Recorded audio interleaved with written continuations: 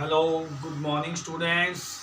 तो आज की इस वीडियो में अपन करने जा रहे हैं अपठित गद्यांश एवं पद्यांश। यानी कि गद्यांश का मतलब होता है अनसीन पैसेज, आपके इंग्लिश में भी आता है अनसीन पैसेज, और अनसीन ये भी आपके पद्यांश यानी कि कोई भी कविता। तो आपके सीबीएसई बोर्ड में पेपर के स्टार्टिंग में एक ऐसा पहरा आता है, दो पहरे आते हैं। उन दो पहरों को के अंदर से एक पहरा आपने अच्छे से करना होता है, उस पहरे को ध्यान से पढ़ना होता है और उसके नीचे जो क्वेश्चन दिए होते हैं वो आपने करने होते हैं। तो उसके बारे में आप आज पढ़ेंगे। अभी अपठित गद्यांश क्या होता है और अपठित पद्यांश क्या होता है। तो देखिए इसको पढ़ के देखते हैं। देखिए अपठित गद्यांश किसे कहते हैं? ऐसा गद्यांश, गद्यांश का मतलब पैसेज, ऐसा गद्यांश जिसे अब तक पढ़ा न गया हो।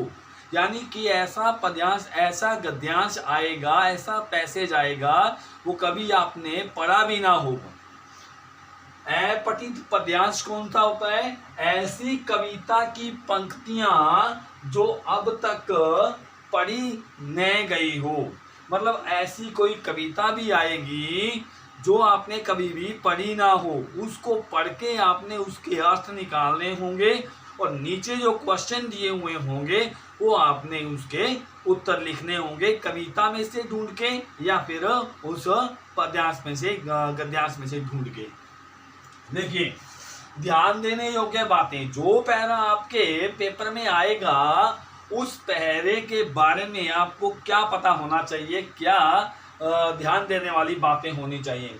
प्रश्नों के उत्तर देते समय गद्यांश या पद्यांश को ध्यान से 2-3 बार पढ़ना चाहिए। यानी कि जो पहरा आ रहा है, जो भी कविता आ रही है, उसको आपने ध्यान से 2 या 3 बार पढ़ना है, तभी आपको क्या होगा, उसके अर्थों का पता लगेगा। आगे है, प्रश्न व उत्तर दोनों का संबंध गद्यांश या पद्यांश से होना चाहिए। यानी कि आप अपनी तरफ से कुछ नहीं लिखोगे, जो क्वेश्चन आएगा वो भी गद्यांश या पद्यांश में से बन के आएगा, और जो आप उत्तर दोगे वो भी आपने उस गद्यांश या पद्यांश के अंदर से ही देना है, बाहर से कुछ नहीं लिखना है। आगे है, उत्तर सरल, सुबोध, सुस्पष्ट होने चाहिए। यानी कि आप जो उत्तर दे रहे हैं वो एक तो सरल होने चाहिए, आसान से, और सुबोध, सबके समझ में आने चाहिए, उल्टा पुल्टा नहीं होना चाहिए, सुस्पष्ट, क्लियर होना चाहिए।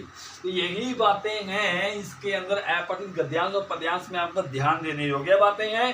तो एक देखिए गद्यांश मैं आपको करवा रहा हूं, तो इसको हम पढ़ेंगे।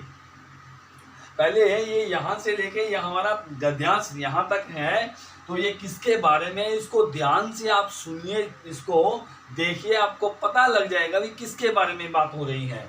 बहुत से लोगों से मित्रता करना ठीक नहीं है, क्योंकि सच्ची और आदर्श मैत्री 1-2 से ही संभव है। यानी कि यहाँ मित्रता की बात की जा रही है, कहा जा रहा है कि मित्रता बहुत से लोगों से, यानी कि फ्रेंडशिप करना अच्छी बात नहीं है, आदर्श सच्ची मित्रता 1 या 2 से ही संभव है।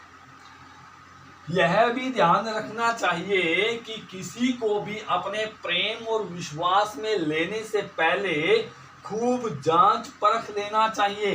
यानी कि उस मित्र को अच्छे से ध्यान से परखना चाहिए कि ये कैसा, ये मेरे लायक है कि नहीं है, और फिर धीरे धीरे निरंतर मतलब कंटिन्यू अपने प्रेम को प्रगाढ़ता मतलब गहराई प्रदान करते रहना चाहिए। प्रसिद्ध विद्वान ड्यूमास, ये ड्यूमास क्या है, एक प्रसिद्ध विद्वान है, लेखक है एक, ये का पक्की मित्रता का मंत्र बताते हुए कहना, वो पक्की मित्रता का एक मंत्र बता रहा है। क्या मंत्र बता रहा है? कि मनुष्य जो स्वयं करे उसे भूल जाए और उसका मित्र सदैव याद रखे, यानी कि नेकी कर कुएं में डाल, यानी कि अपने मित्र के लिए आप भलाई करते रहो तो मित्र आपका याद रखे उसको, आप उसे भूल जाओ कि मैंने अपने मित्र के लिए अच्छा काम किया है, वो आप भूल जाओ। और याद रखना किसका कर्तव्य है? अपने मित्र का है। आपके मित्र ने भी आपकी यदि मदद की है तो आप उसको याद रखिए। आगे कहता है मित्रता का यही आधार है, यानी यही बेस है मित्रता का। मिलने पर मित्र का आदर करना, यानी आपको कभी भी मित्र मिलता है तो उसकी रिस्पेक्ट कीजिए। पीठ पीछे उसकी प्रशंसा करना, यानी कि यदि मित्र आपसे ओझल होगा, आपसे दूर चला गया तो उसके बाद उसकी प्रेज करना, प्रशंसा करना तथा आवश्यकता के समय उसकी सहायता करना ही मित्रता को स्थायी करने का मंत्र है। तो ये क्या है? ये ब्लूमोस का कहना है। तो ये पूरा पहरा किसके बारे में चला? सच्ची मित्रता के बारे में चला। तो देखिए नीचे क्वेश्चन दिए जा रहे हैं, उसके आंसर भी मैंने लिखे हुए हैं, उसको ध्यान से आप पढ़िए। देखिए, मित्र की किस बात को याद रखना चाहिए? कि मित्र ने हमारे साथ जो भलाई का काम किया हो उसे हमें याद रखना चाहिए। तो ये क्या है इसका? देखिए, मित्र की किस बात को याद रखना चाहिए, इसी पैरे के अंदर से क्वेश्चन बना है। इसी पैरे के अंदर से ही मित्र ने हमारे साथ जो भलाई का काम किया हो उसे याद रखना चाहिए। ये जो उत्तर बना है वो भी इसी पैरे से बना है। दूसरा क्वेश्चन देखिए, मित्र के मिलने पर क्या करना चाहिए? मित्र के मिलने पर उसका आदर करना चाहिए। सच्ची मित्रता कितने लोगों के साथ होती है? एक या दो लोगों के साथ सच्ची मित्रता होती है। चौथा जो इसका क्वेश्चन है, मित्रता को स्थायी रखने का मंत्र क्या है? अब मित्रता को स्थायी रखने का, आवश्यकता के समय मित्र की मदद करना। ये देखिए, जितने भी हमने क्वेश्चन किए हैं वो इसके अंदर से आए हैं, जो उत्तर है वो भी इसके अंदर से ही आए हैं। मतलब इसके अंदर से हमने बाहर से कोई हमने कुछ नहीं लिखा इसके उत्तर में। अब देखिए, उपयुक्त गद्यांश का उचित शीर्षक, शीर्षक मतलब उसका टाइटल क्या है? देखिए, उचित शीर्षक उसका पूरा का पूरा पहरा जो है किस बात पे ज्यादा बल दे रहा है? सच्ची मित्रता पे दे रहा है। तो इसका टाइटल क्या होगा? सच्ची मित्रता।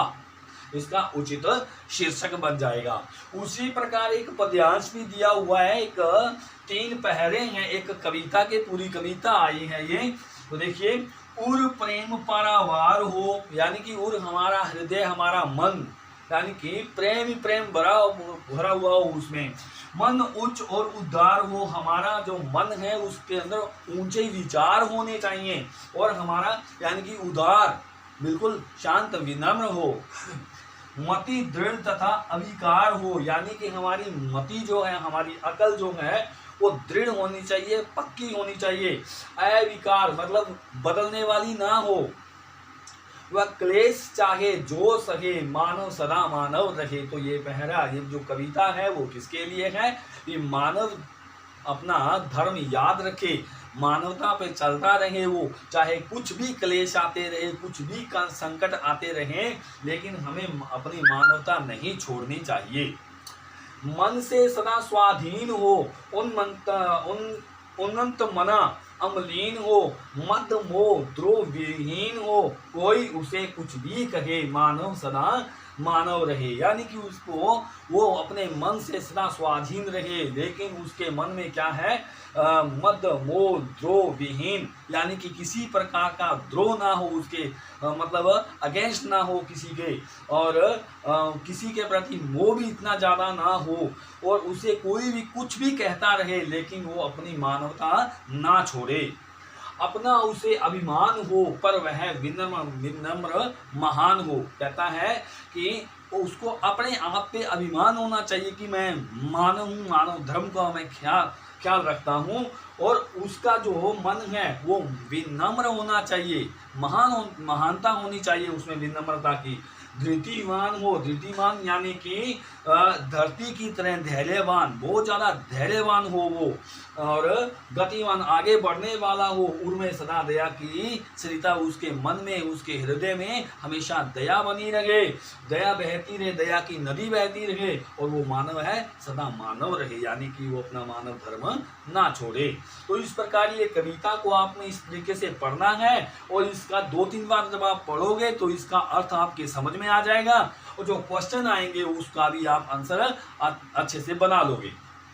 देखिए यहाँ पहला क्वेश्चन, यहाँ मन, उर और मति से क्या आशा की गई है, यानी कि मन, उर और मति, यही पहले में आ गया था कि जो उर है वो प्रेम का पारावार हो, प्रेम से भरा हुआ हो। यहाँ पर देखिए उर से प्रेम के पारावार की, मन, मन क्या है उच्च और उदार, मन से उच्च और उदार की, मति, मति कैसी उनसे दृढ़ और अविकार की आशा की गई है।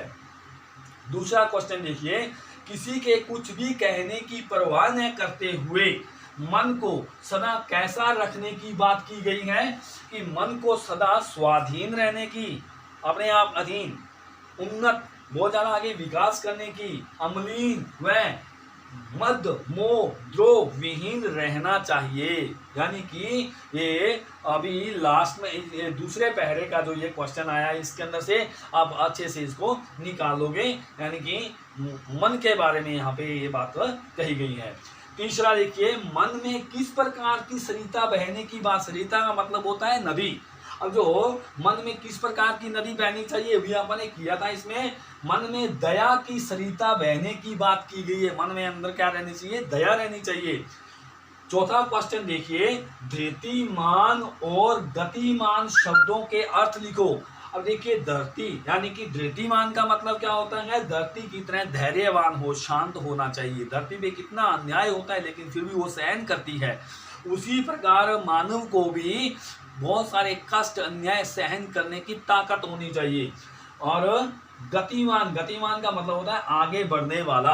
ये शब्दों के अर्थ है, और भी इसके अंदर से क्वेश्चन बन सकते हैं। इस प्रकार से स्टूडेंट्स आपके जो पेपर में 2 तो गद्यांश आएंगे, दोनों गद्यांशों में से एक करना होगा। 2 ही पद्यांश आएंगे, वो भी आपने उनमें से एक करना है, और जो भी आपको आसान लगे, अच्छा लगे, वो भी आप कर सकते हैं। तो स्टूडेंट्स इसको मैंने आपको एक एक उदाहरण दिया है, आप भी इसके अंदर से आपकी बुक के अंदर से एक एक उदाहरण उसके अंदर से छांट के लिखिएगा। और इस वीडियो को 2 या 3 बार जरूर देखिए, फिर आपको ये अच्छे से आपको समझ में आ जाएगा। धन्यवाद।